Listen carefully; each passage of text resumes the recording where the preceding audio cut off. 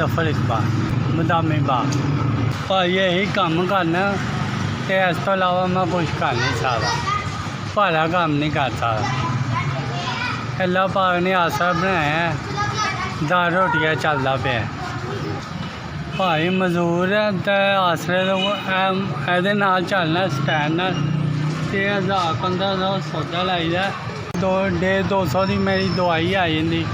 Blood ਦਾ ਮੈਦੇ ਦਾ ਮਸਲਾ ਹੁੰਦਾ, ਤੁਹਾਨੂੰ ਪਤਾ ਵੇ ਭਾਈ। ਅਸੀਂ ਬਚਪਨ 'ਚ ਸਾਡਾ ਮਾਂ ਪਿਓ ਫੌਤ ਹੋ ਗਿਆ, ਦੋ ਭਰਾ ਹੈ, ਦੋਵੇਂ ਮਜ਼ਦੂਰ ਹੈ।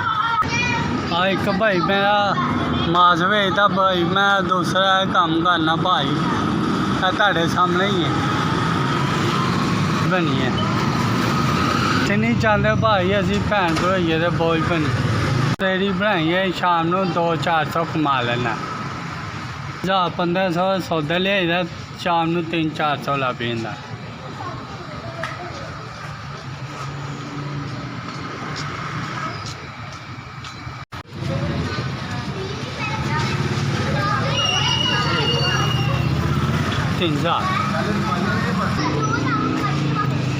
ਭਾਈ ਜਿੰਨੇ ਵੀ ਮੈਨੂੰ 3000 ਦਿੱਤਾ ਹੈ, ਅੱਲਾ ਦੀ ਜ਼ਿੰਦਗੀ 'ਚ ਕਾਰੋਬਾਰ 'ਚ ਬਰਕਤ ਪਾਵੇ।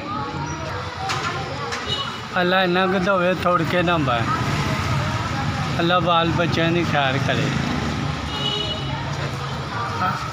ਜਿੰਨੇ ਮੈਨੂੰ ਭੇਜਿਆ ਅੱਲਾ ਉਹਨੂੰ ਮਾਣਦਾ ਹੀ ਰਹੇ, ਅੱਲਾ ਉਹਦੀ ਖੈਰ ਕਰੇ। SPS ਮੈਂ ਤੁਹਾਡਾ ਬੜਾ ਸ਼ੁਕਰਗੁਜ਼ਾਰ ਹਾਂ ਭਾਈ, ਤੁਸੀਂ ਮੇਰੇ ਤੱਕ ਪੈਸੇ ਪਹੁੰਚਾਏ ਨੇ।